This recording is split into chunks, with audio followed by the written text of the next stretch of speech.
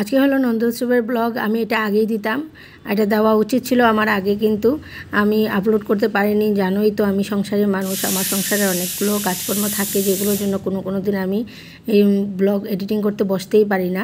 তাই সকালবেলা আমি ঘুম থেকে উঠে আগে বাসনগুলো পরিষ্কার করলাম। গত রাতের কোনো বাসনই আমার মাজা হয়নি, কারণ কিছু লোকজন এসেছিলো, তাদেরকে প্রসাদ দিতে দিতে অনেকটাই রাত হয়ে গেছিলো, তাই আমি আর কাজ সামলে রাখতে পারিনি।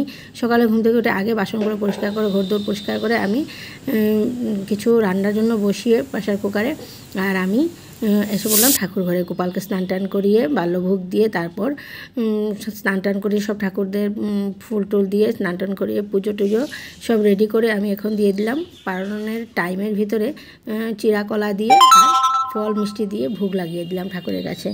তারপর আমি চলে যাব এখন রান্নার দিকে। আমি চানার ডাল প্রেসার কুকারে সিটি দিতে রেখে এসেছিলাম, কারণ প্রেসার কুকারটা তো নামতে সময় লাগে, তাই আমি ওইটা সিটি দিয়ে আগেই মানে পুজো দিতে দিতে আমার সিটি দেওয়া হয়ে গেছিলো। তারপর আমি গিয়ে রান্না করলাম। আজকে পোলাও রান্না করেছিলাম, 5 পদের ভাজা, চানার ডাল করেছিলাম, আর পনিরের তরকারি আর পায়েস। একটাই আমি ভোগ রান্না করে 9টার ভিতরে আমি ঠাকুরকে ভোগ লাগিয়ে দিয়েছিলাম। আর এখন আমার ভোগ টোগ লাগানো শেষ, তাই আমি তোমাদেরকে দেখাচ্ছি কী কী রান্না করেছি। এই তো পায়েস ছিল, আর এখানে 5 পদের ভাজা ছিল, স্যালাড ছিল, লেবু, ঠাকুরকে ভোগ লাগিয়ে দিয়েছিলাম। 9টার সময় আমার সব কিছু শেষ, শুধু আরতি দেওয়া বাকি ছিল।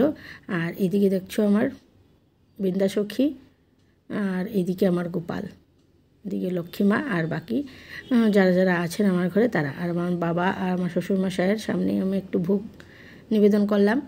আর তারপর আমার এবার আরতি দেওয়াও শেষ, আর এবার আমি ভোগ নামাবো। আমার মেয়ে 2জন গেছে, ওরা 8-এর স্কুলে, ওদের 8টার সময় ছিল, ওরা চলে গেছিলো 8টাতেই।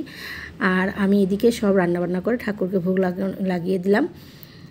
আর এখন আমরা প্রসাদ পাবো, আর 2-একজনকে আমি প্রসাদ দিয়ে আসবো ঘরে গিয়ে, কারণ ওদেরকে ডেকে ঘরে এনে প্রসাদ বিতরণ করতে গেলে আমি আর পারবো না, কারণ কাল তো আমার উপোস ছিল, আমার আর শরীরে দেবে না, তাই আমি ওদেরকে ঘরে নিয়ে প্রসাদটা দিয়ে আসবো।